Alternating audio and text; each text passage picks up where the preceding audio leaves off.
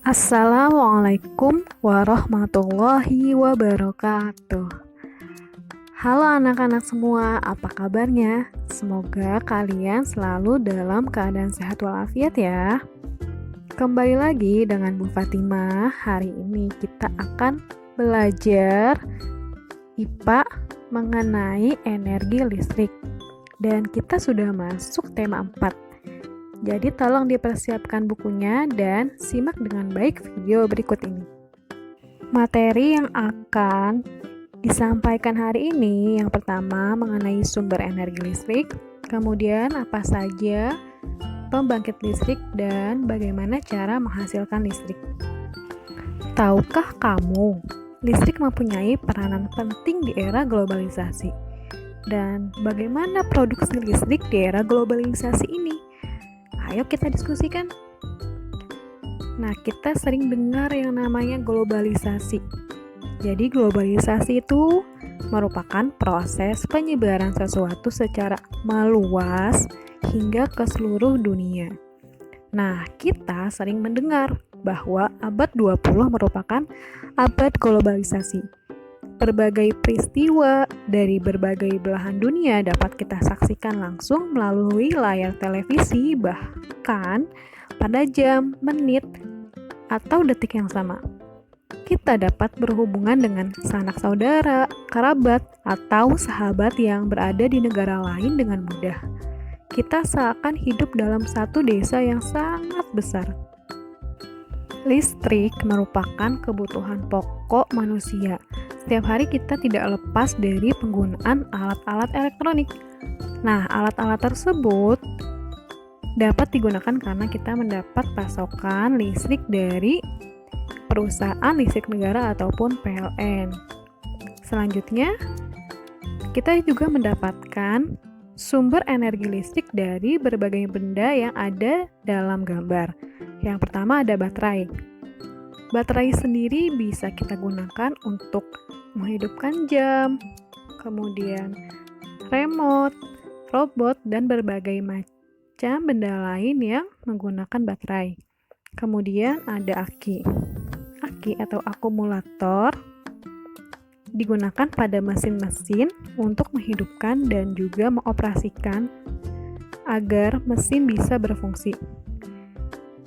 Aki atau akumulator ini memiliki kandungan elektrokimia dari proses pengubahan kimia menjadi tenaga listrik.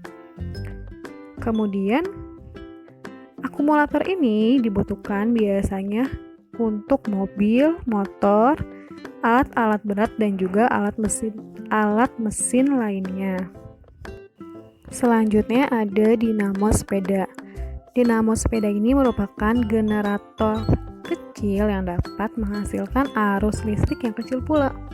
Pada dinamo sepeda, prinsip kerjanya energi gerak diubah menjadi energi listrik. Dinamo sepeda ini hanya menyalakan lampu depan dan belakang sepeda.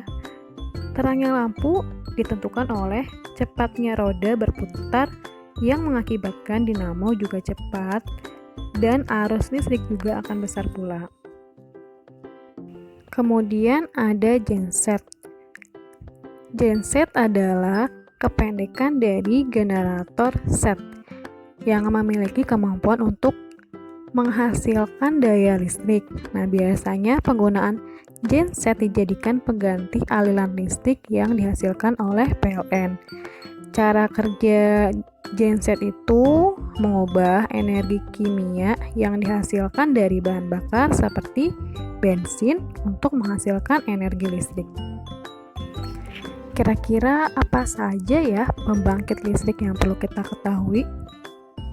Pembangkit listrik diantaranya ada PLTA, pembangkit listrik tenaga air, PLTG, tenaga gas, PLTN, tenaga nuklir, PLTB, tenaga banyu atau tenaga angin, PLTU, tenaga uap, PLTD, tenaga diesel, PLTPB, tenaga panas bumi, dan PLTS, tenaga surya atau tenaga matahari. Bagaimana cara memperoleh energi listrik? Nah, kita di Indonesia ini biasanya mendapatkan pasokan listrik dari PLN. Cara kerja PLN mendapatkan listrik yang pertama, mengambil sumber energi dari alam. Yang tadi sudah disebutkan, ada yang sumbernya berupa air, kemudian uap. Nah, uap ini dihasilkan dari batu bara, kemudian gas, matahari atau tenaga surya, panas bumi, nuklir, diesel, dan juga angin. Setelah sumber energi dari alam tersebut diambil, kemudian energi tersebut akan menggerakkan turbin. Turbin ini adalah alat penggerak untuk menghasilkan energi gerak. Selanjutnya diteruskan ke generator, yang mana generator merupakan alat untuk mengubah energi gerak menjadi energi listrik. Selanjutnya, setelah berubah energinya menjadi energi listrik, baru setelah itu energi listrik tersebut bisa digunakan oleh manusia untuk berbagai peralatan listrik atau berbagai kegiatan yang menggunakan energi listrik.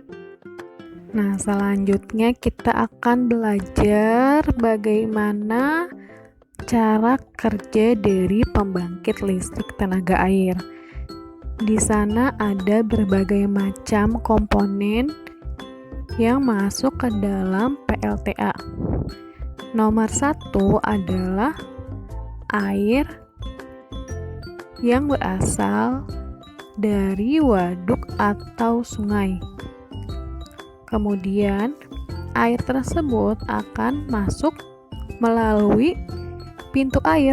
Pintu airnya yang mana? Yang nomor 2. Pintu air dibuka tutup dengan bantuan katup pengaman yang ada di nomor 3. Jadi ketika katup pengamannya itu diputar, dia bisa membuka dan menutup pintu air.